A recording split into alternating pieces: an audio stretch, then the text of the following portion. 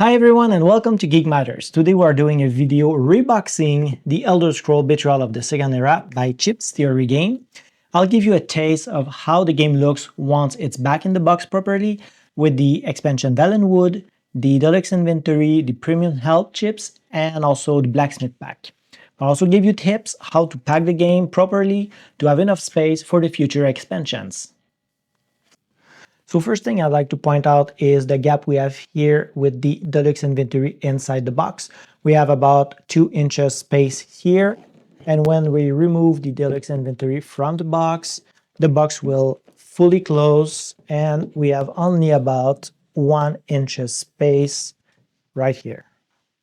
Once you have decided if you want to keep the deluxe inventory inside the box or not, you will have the 6 map of each region on top of the box with the how to pack your box sheet on top. I followed the same sheet here to pack the box with some minor changes that you will see soon enough, and I will also give you some tips later on for the maps. Then we have the neoprene mat and we have the clash map of Valenwood that fits properly inside the box. Then we have 2 reference sheets to give to the players, and 5 gazetteer, or 6 in this case since I have the Valenwood expansion. I highly suggest that you alternate benders to take less space in the box. Then we have the tutorial guide, but I recommend that you use the DICE application for your first game. It's free and very detailed. It lets you play and learn the game at the same time. But if you prefer a good reading a Friday night, there is this rulebook with 97 pages.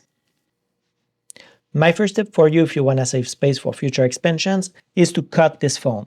It will give you the chance to add some cards in the acrylic tray. Here I store my common and legendary items, and you can also add the quest card if you want to save some space from the other box. If you want to push this tip further, you can prepare your next session of play by adding your dev card and encounter cards right here and be ready to play.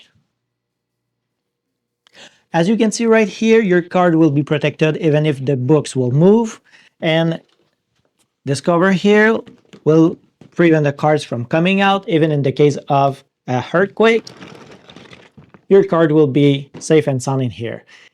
Although I can guarantee the safety of your card in the case of a tornado. Then we have the magnetic holder for the counter chip for the experience end day.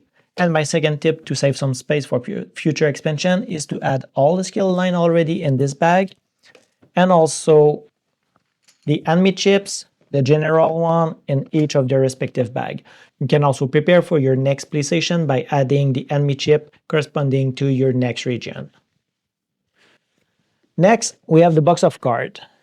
As you can see, we gain a lot of space for future expansion by adding the common and legendary cards inside the acrylic tray. I also reuse the foam that we cut here to prevent the cards from falling down the box. Chip Theory Game provides us with only 5 dividers that are slightly taller than the regular card. As you can see right here, I don't like it because it's not that much taller, and also 5 isn't enough, so I came up with a solution of printing my own divider. They are identified here on the top. They have art on both sides. So we have the General, Black March, Cyrodiil, IROC, Morrowind, Skyrim, and Valenwood. So if you're interested to use my divider, there will be a link in the description. Here we have all the 4-player boards. I like to add in advance all the chips for the health, the stamina, the magicka, the combat, and all the pegs to be ready to play. Here we have a close-up look of our player board after one game session. You can see that you can put inside your character chip and any associated chip for your class. The pegs are all inside, your skill dice, your skill line here, and your stat. Note that you can't save between session, your battle form, your active slot, also the cooldown track, and the tenacity. The reason for that is that you don't need to save those between 2 sessions. But if you would like to save mid-session, just take note that this tray doesn't provide you the chance to save those information. It's really easy to open up and also really easy to put down on the table. The chips and the dice doesn't fall down. The only downside of this neoprene is that sometime when you put down the peg, The neoprene compress on the peg and push them out. So just make sure that you push them down properly for them to stay in place. It's really easy also to put it back inside the tray. Just remove your battle form, remove your tenacity, put back your chips inside, and close it up, and you're good to go. Then we have the big box for the bigger cards. As you can see, we have already a lot of space for the next expansion because we put away the quest card in the accurate tray. If you want extra spaces, you can put the campaign journal, just laminate the first page and put the rest away. Then we have the race cards and also the class card and all the skill line inside. On the bottom of the box, we have the premium health chips. You simply need to remove all the health chips that are in that tray and replace them by your premium if you have them. We also have right here the enemy chips. So as you can see, there's not that much inside because we already put the enemy chips inside their proper bag. And I separated the regions as the region enemy chips by the plastic health chips here. It makes a divider. And we have the quest unit chips here. Also the overland, not the overland, but the delve or dungeon or clash token here. And the metal first player token right here. Looks really nice. And next we have right here all the characters and a lot of space for future expansion, so no need to worry about it. Then all the dices, the over fatigue and the fatigue dice, and we have the really awesome metallic round counter. It's quite heavy actually. There's a really good feel to it. And then we have all the skill dice arranged by color.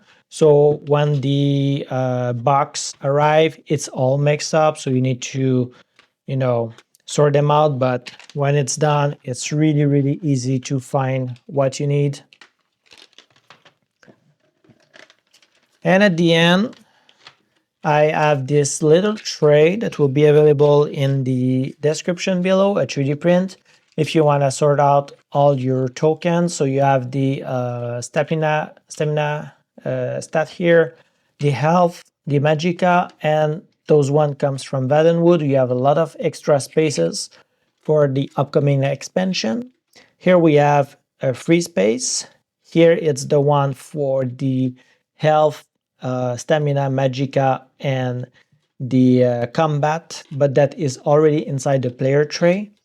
So it makes more space for future expansion. And here we have space for the skill line. So it's divided in two because if you play true solo, you might want to just use half of it. And when you play with more than one character, you mix them all up. And then we have the overland mini chips right here. So I told you I'd come back with little tips for the PVC map. So my tip here is to prevent the chips from being knocked out when you move the map. So as you can see, they are holding on the map. It's quite easy. You print those little standee here for the mini chips and has a hole here to add a magnet of 5 by 3 millimeter. So those are quite strong magnet and they're cheap. And under it, I really suggest that you simply go to a metal shop and you ask for a sheet of 11.58 by 11.58 inches, 1/64 thickness. It cost me only $5 Canadian. And you have something really, really strong. You put your map right on top of it, just like this. And the magnets hold everything in place. And you have chips that won't move anymore on your map. You can also put the metal sheet under your playmat if you have one. It will still give some effect resistance from the magnet, but won't be as strong obviously because there is the mat in between. But it will still work, so you can put your metal sheet under your playmat and forget about it and still have a magnetic map. I hope the video was helpful. If you liked it, you can click the like button or the subscribe button. On the description of the video, I've put two links for the tokens here and also the inserts. So there's one link on Thingiverse completely free and one link on Cult. If you want to support me, it's 80 cents, so you can download whichever you want. And I also added another link for the dividers of the cards. So thank you for watching.